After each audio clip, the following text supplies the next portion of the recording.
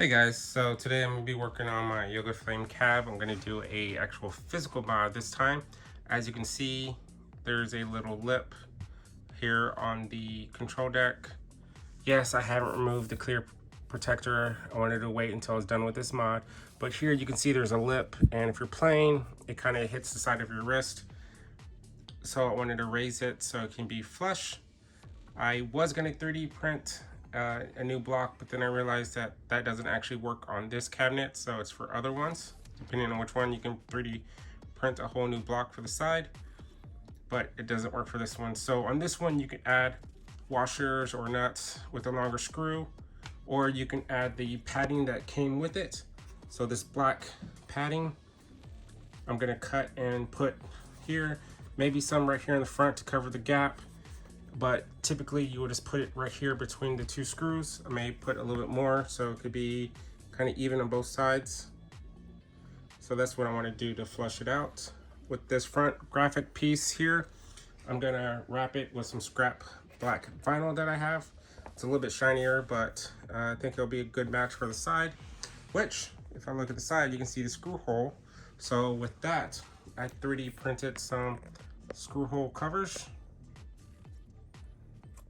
And I already took one apart to show you what it looks like when it is broken apart. Now I can't find it.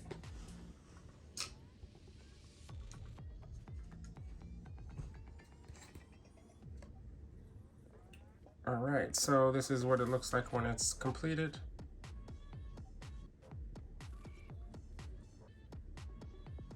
So I'll put that to cover the holes after this has been raised and flush.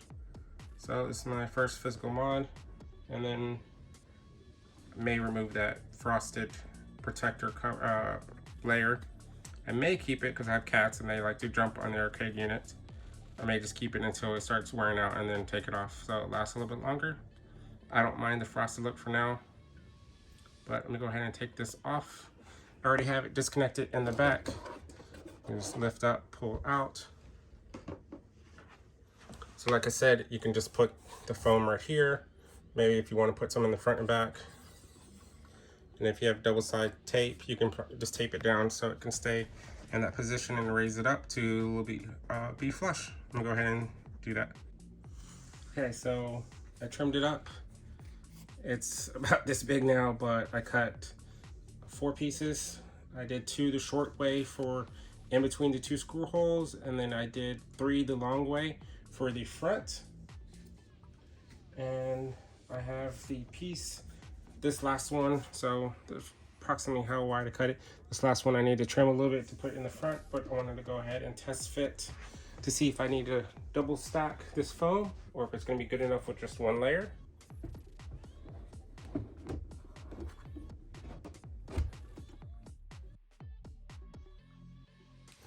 So without the clear protector, it is pretty much flush. So it looks like I just need the 1 layer.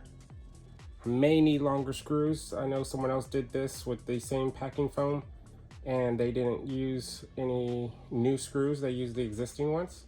So I'm hoping that I can use the existing ones as well. Let me go ahead. I'm gonna go ahead and glue down so it doesn't move around. And then I'm gonna go ahead and install it. All right, so I just finished wrapping the front piece with black vinyl. I have 3 foam pieces right here. Just have the vinyl overlapping it. And I put a tad bit of glue right here on the side for the 2 pieces on the side. So now I can put this back together. This is what it looks like so far. Here it is. Front piece black vinyl with vinyl decal for Capcom. And the control panel raised using the foam from the packing, and the screw cover 3D printed on it on the side with Capcom on both sides.